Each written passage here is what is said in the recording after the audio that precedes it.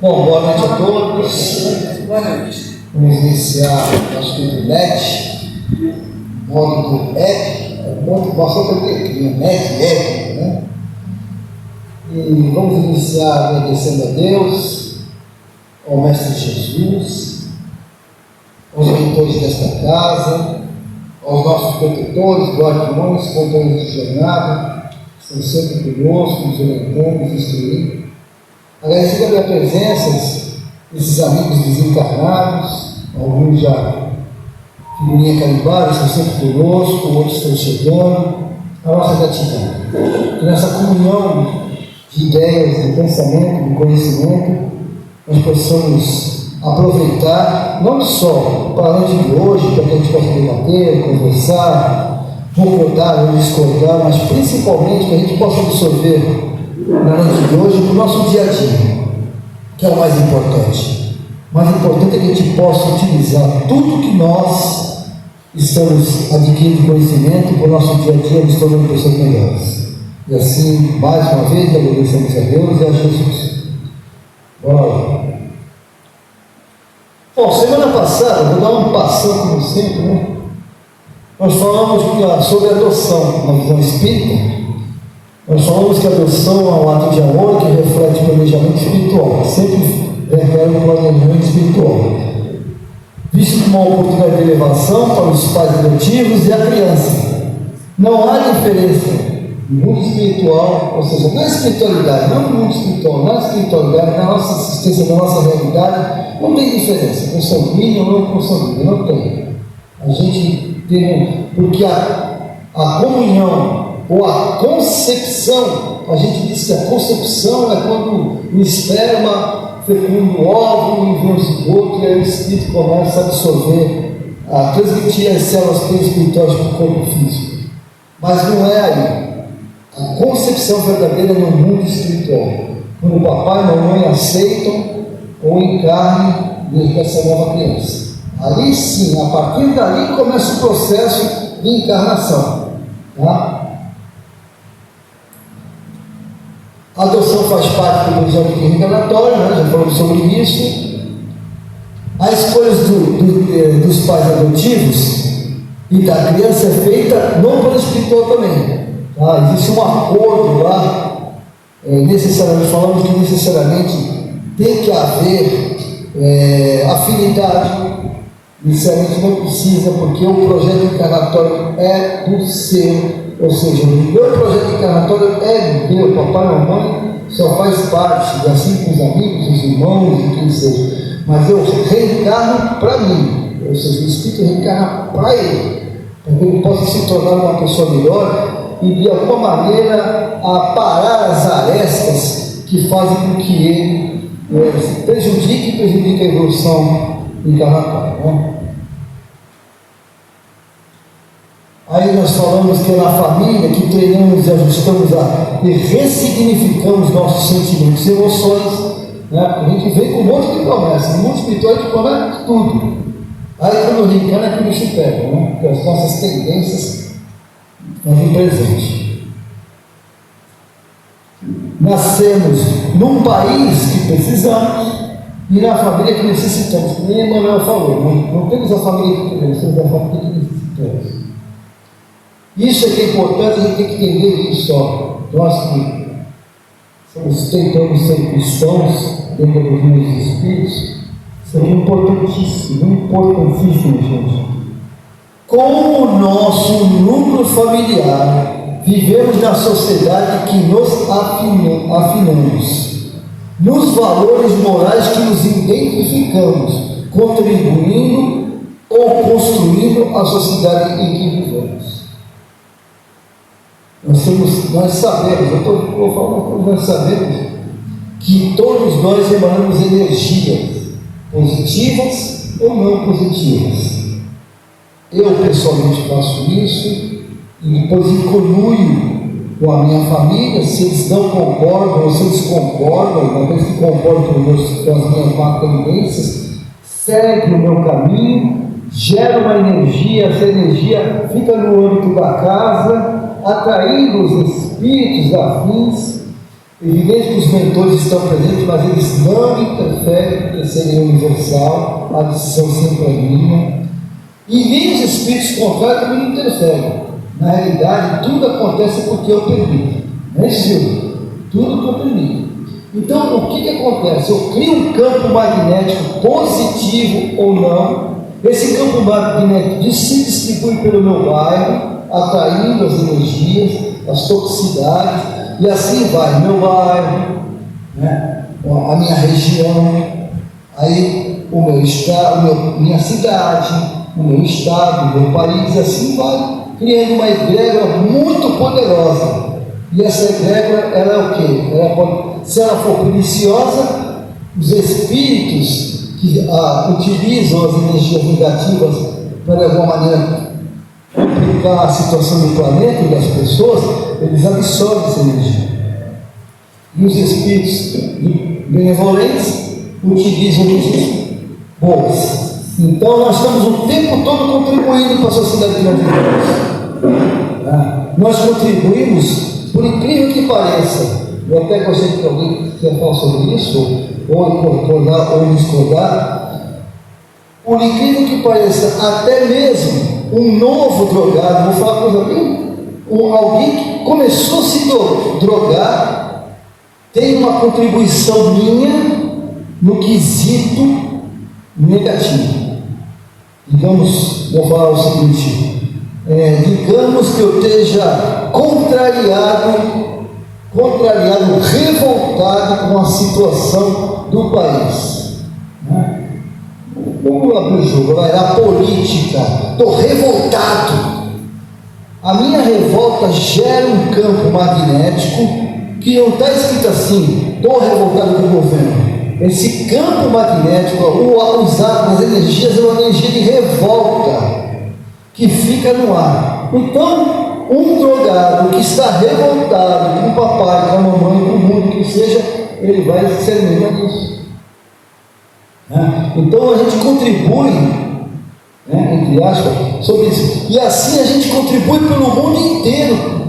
Porque o próprio Emmanuel, André Luiz, eles nos falam nas suas obras que existe uma troca de energia o tempo todo. Então, se eu, de alguma maneira, estou com uma energia negativa, quem tiver um pouquinho, o pavio, não está aceso o pavio ainda, né? Mas está lá o pavio embebecido de fluido magnético. Quando eu chego a minha energia, eu vou acender o pavio dele. Eu alimento ele. Tá? Então isso é importante, que hoje nós temos que entender. E nós, eu costumo falar para mim todo dia quando eu acordo, nós somos os trabalhadores da última hora. Jesus nos preparou para o que está acontecendo hoje. Nós não estamos aqui por acaso na casa espírita só estudando, né? Porque aqui não é aula. Eu costumo dizer que no meu caso não é aula. Eu não dou aula. Isso aqui é um grupo de estudos. Eu sempre falo que o MED é nosso, é meu, é de vocês, é nosso. Eu nunca quero. E se eu começar a falar as coisas e tudo concordar, eu vou ficar preocupado. Eu gosto do Espírito, Messias e algumas pessoas aqui, debatem, né? A gente sempre conversa, porque tudo que, já diz um filósofo, que todo, é italiano, que eu não vou lembrar o nome, que toda unanimidade é burra. Porque ou é preguiça mental, e não quer discutir, porque dá trabalho, né? Estudar dá trabalho. Né? Ou então, comodismo. Então, eu acho que isso é importante. E nós todos, nunca se falou tanto em Deus, nunca se procurou tanto estudo, né? Hoje, toda a casa espírita tem 2, 3. Sempre teve, mas agora mais do que nunca, porque a gente precisa realmente conhecer. Conhecer que a gente. Mas é bem difícil você conseguir acordar de manhã. Você até às vezes acorda bem, você faz musculação, você bebe, mas durante o dia é muito difícil. Opa! Você quer ser que Opa! Não é uma coisa só que eu não sou Só você vai compreender essa capacidade. eu concordo totalmente com você. É muito difícil, tá? Minha mulher que eu diga, não é difícil, entendeu? Minha mulher que eu diga, às vezes eu pergunto assim. Não, você que era muito fácil. A minha mulher fala assim para mim, mas eu não te entendo. Você estuda, cara, eu fico o dia todo, eu amo, né? Pesquisar. E você sabe que eu não sou só disso aí, eu até saio um pouco fora da caixinha, dou uma devaneada, né? Que nos outros. E minha mulher fala assim, cara, entendo, e você não faz esses negócios aí? Eu falei para ela assim, imagina se eu não fizesse, imagina se eu não estudasse, como é que seria, gente? É normal, quer dizer, não é ideal, mas é normal. Mas é normal, porque é isso que faz com que a gente dê uma acordada, porque a gente perde o controle, né? Que chama-se reação, na psicanálise é reação. A gente mas o que vem? Aí quando a poeira baixa, a gente lá no inconsciente, né, fala assim, o que eu estou fazendo? É assim que acontece. Já pensei mesmo. Eu queria a gente agora escutando você falar, né, sobre a energia, a gente, quer dizer, eu imaginava que eu estou contribuindo, eu estou passando para outras pessoas, quer dizer, agora a gente escuta, então a gente vai comer, essa raciocínio você melhor, não vou não, né, eu vou melhorar do já estou, como é grande, mas aí você já começa a se sentir um pouco, Sabe que eu sempre quando eu assisto as pessoas, eu falo para elas e escuto o que eu estou falando. Só o fato de você reconhecer que está errando, já estamos crescendo. Já é um grande ganho. Porque o ruim é quando você erra, aí tu errou, eu errei, é verdade, errei mais, pô. Você tem uma justificativa, fala isso assim.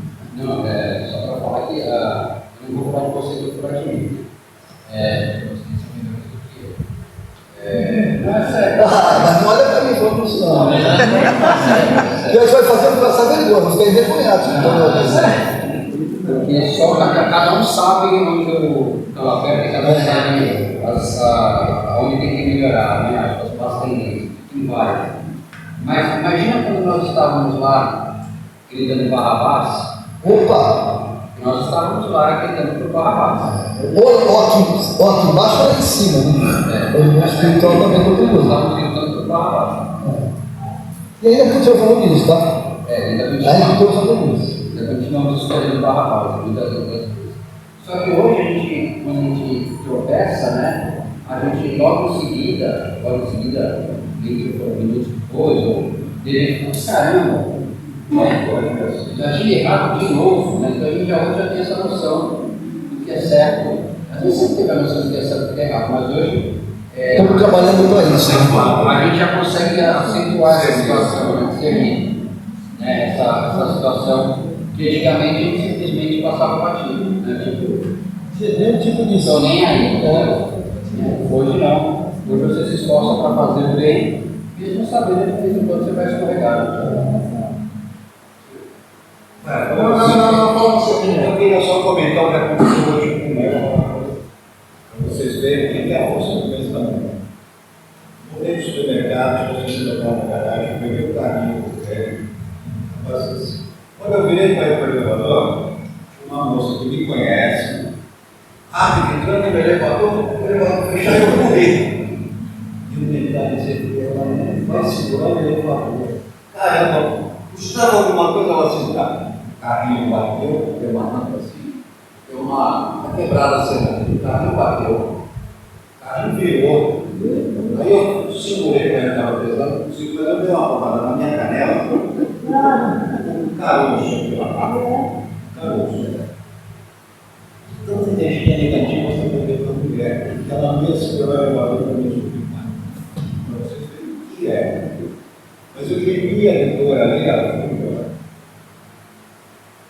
Tentando fazer com a minha esposa, eu repeti comigo. Tão negativo para a mulher, que ela não ia segurar o elevador. Ela não segurou mesmo. É que ela mostrou usou para mim. Não é preconceito. É só um exemplo. A nossa energia, ela Mas sem querer, né? Se você tivesse mentalizado, ela vai segurar o museu. Ela tinha despertado, né? Às vezes as pessoas fazem as coisas, nem percebem, a gente tem um olhar crítico, né? Ela fez sem olhar. Talvez se você falar assim, ela vai segurar o elevador, aquela energia chega nela e ela segura. Você fala. Fala, Pedro. Falando que tem pessoas que têm energia tão assim negativa, que ela arranja confusão de uma amiga minha assim. Ela arranja em todo lugar na Europa, todo lugar na Europa tem confusão. Tem uma história. A mulher pôde chegar, uma vizinhança, falou assim: não, aqui é a vizinhança. Não, você tem que falar.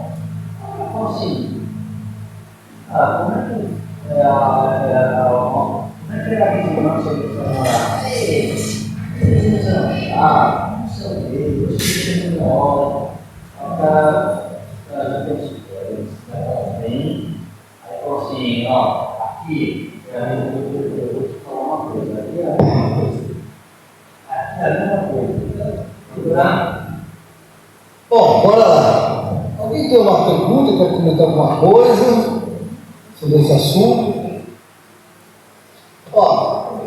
Hoje aqui a gente vai tentar quebrar um tabu. O tabu é algo que a gente... A medicina não, a medicina fala o contrário, não.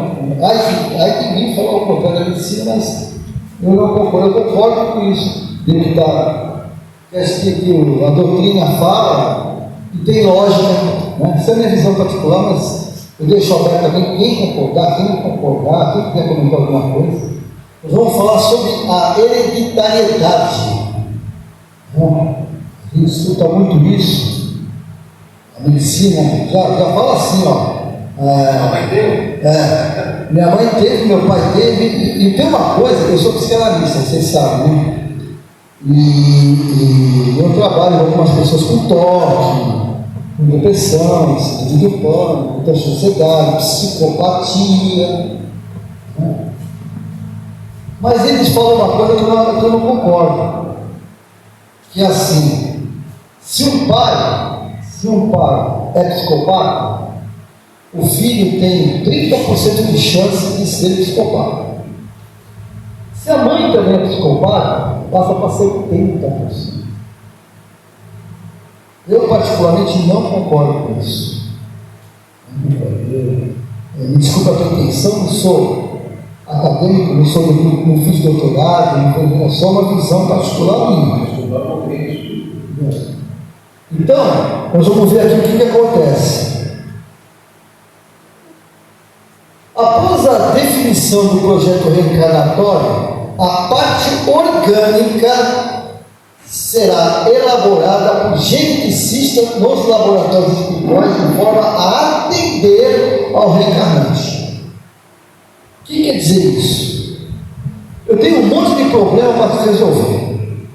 Eu tenho sentimentos e emoções degenerativas, vamos falar de doença, né? Então, degenerativas. Eu tenho orgulho, a vaidade, a arrogância, o ódio, um monte de coisas ruins, né? E eu preciso encarnar para poder corrigir isso. Digamos, vamos falar de uma pessoa que no mundo espiritual tomou consciência e concordou que ela está errada, que ela sofreu muito, que as pessoas sofreram. Então ela está arrependida do que ela fez e tem que resgatar. O perispírito, que é nosso agente modelador, é a nossa forma, da nossa forma, ele foi agredido durante décadas, séculos, até milênios, através de sentimentos e emoções contrapostos. O que é contraposto? Nós somos seres divinos. Jesus já falou isso. Nós somos a imagem e semelhança de Deus. Então nós somos amorosos, somos fraternos, somos solidários, somos justos. Mas nós não estamos, porque o nosso comportamento muda essa frequência vibracional. Isso é uma frequência. Os sentimentos, eles geram uma frequência, que eles estão aqui agora.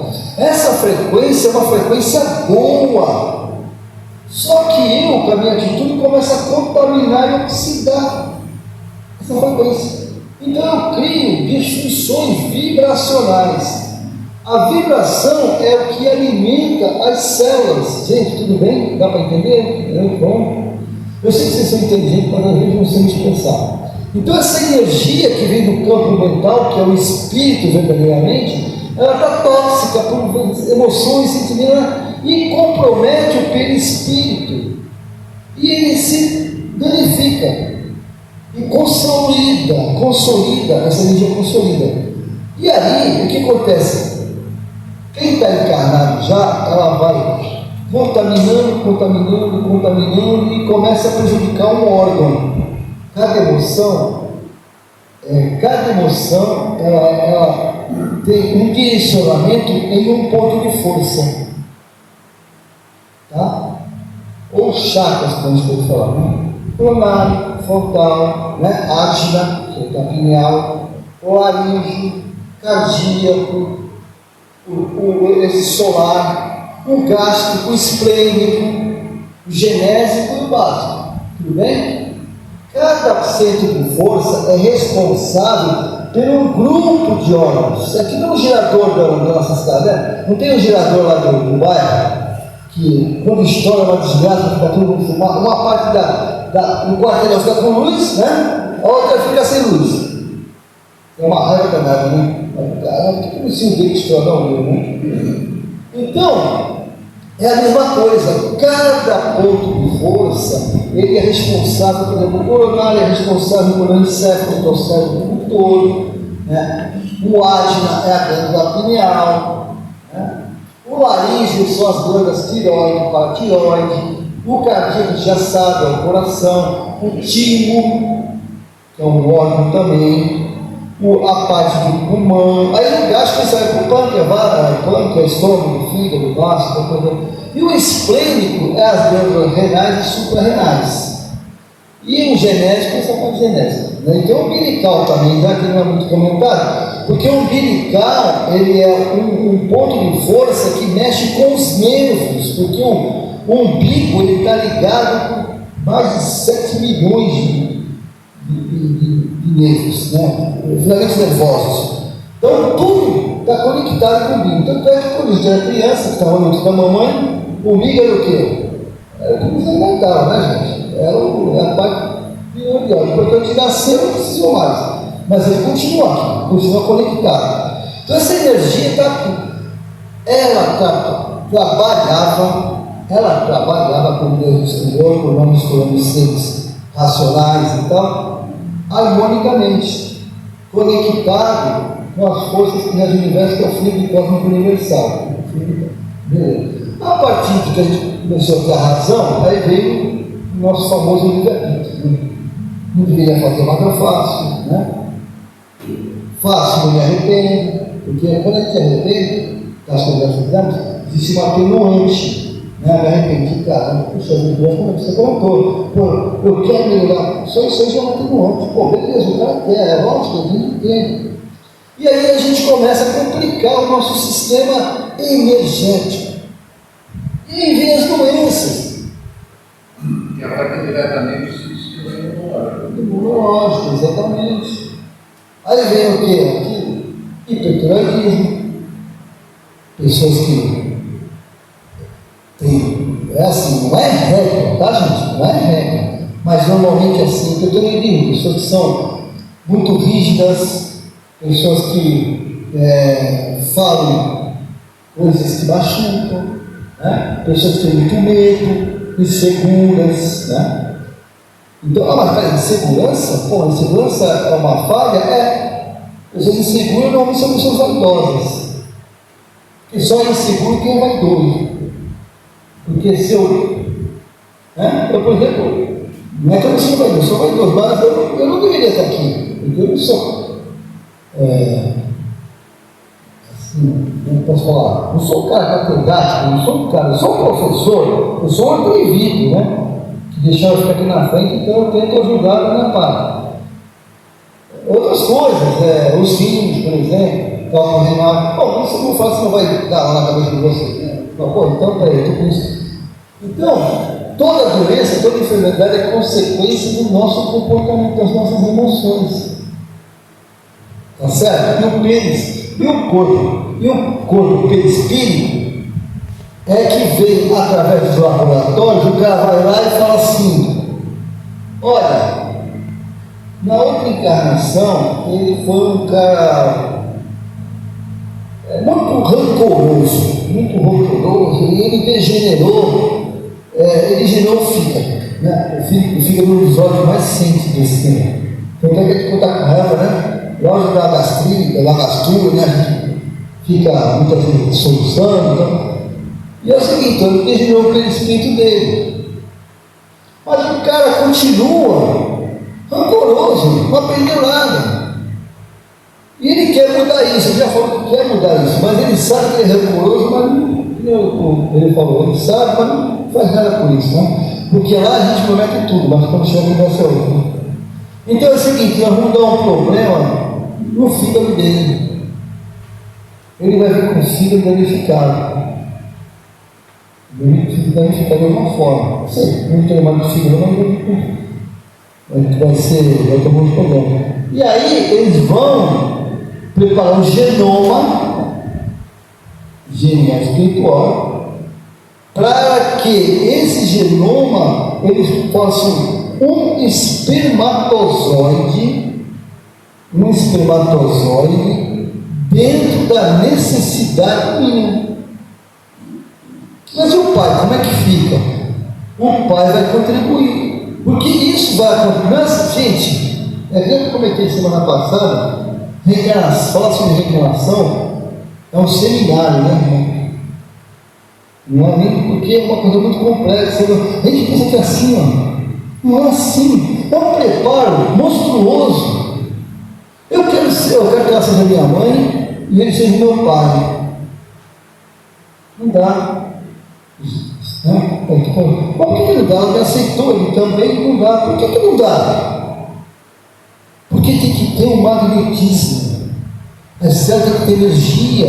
Por que, gente? Por que Maria, mãe de Jesus, José, pai de Jesus, e o mais importante, Joaquim e Ana. Você sabe quem foi Joaquim e Ana? Os pais de Maria. Veja bem, lá de Sírios, vieram de Sírios, um planeta evoluído, né? Não de escala crística, mas um planeta evoluído. Eles reencarnaram o papai e mamãe de Maria, para Maria ser gerada com uma energia compatível para poder receber Jesus. Senão não dá. Ninguém aqui da Terra tinha essa capacidade. E veja bem, tem que vir o pai e a mãe dela antes, não é ela nascer de qualquer um, não é? Olha só o trabalho que é feito. Entendeu? Por quê? Porque Jesus, apesar de todas as dificuldades que ele enfrentou para encarnar, porque vocês imaginam um espírito de 15ª grandeza, pura luz. É isso que a gente não pensa. A gente fica com um folclore, uma religiosidade. Não? Jesus é um espírito puro. Não está escrito aí não. Pura luz. E o cara estava lá sossegado. Né? E olhou para baixo e falou assim: cara, essa galera não tem jeito, né? Cara, eu vou ter que ir lá dar puxando a orelha nesses caras, porque daqui não está dando não. Eu já mandei Peria, não sei o que, já mandei uma par de jeito para ver se convence os caras. E os caras não tem jeito, tem que ser o mesmo, né? Quem quer manda, quem quer não faz não manda, né? Então vamos lá.